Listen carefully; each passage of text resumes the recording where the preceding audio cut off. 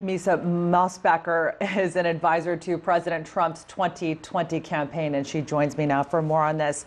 Mica, we just heard Chuck Schumer there saying that the Trump administration should not have a chance to preview it. Do you think that they should?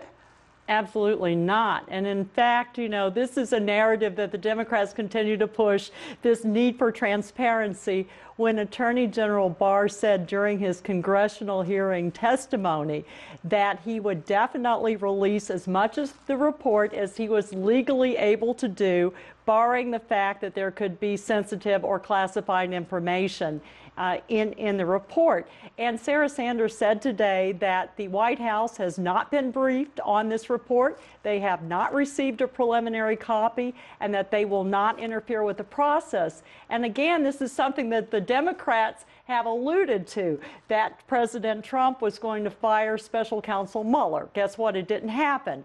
That he would interfere with the investigation within the Department of Justice. It hasn't happened. And Robert Mueller, for those viewers who don't know anything about him, he is a man of impeccable credentials. He was appointed by President Bush. He has served ably under several presidents, including President Clinton, and as well as Obama. He's highly respected.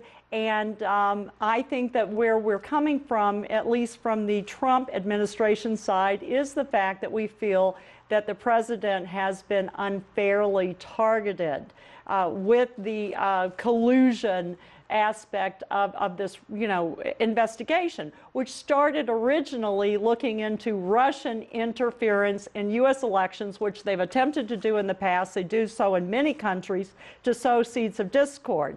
The second part of this investigation was to look into collusion, which is not a crime, as well as obstruction of justice. Now, I will say I think the American public are breathing a sigh of relief. This has gone on for 1 year, 6 months.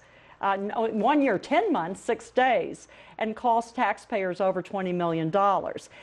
It is looking good, I believe, for the president in the fact that Special Counsel Mueller stated that there would be no more indictments. And those indictments presumably would have targeted family members such as Don Trump Jr.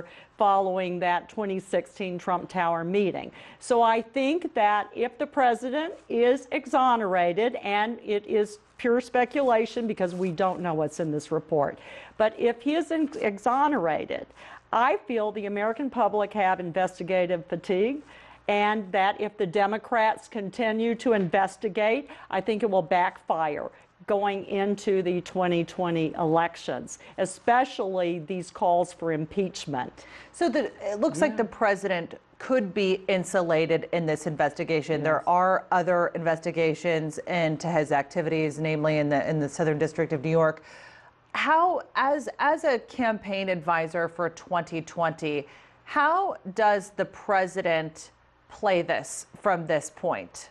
Well, he's played it well from the get-go, because he has said that he was innocent, and he's called it a witch hunt.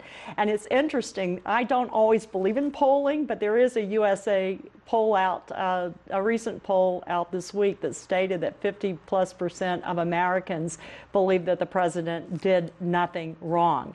So again, I think that's an indication that there is that the president has been unfairly targeted. I think, once again, the Democrats need to come up with another message. The president is running on results, a roaring economy, 3.2% unemployment.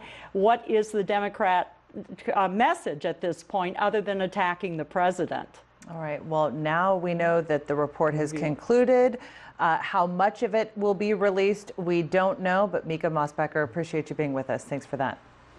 Well, staying in the U.S., President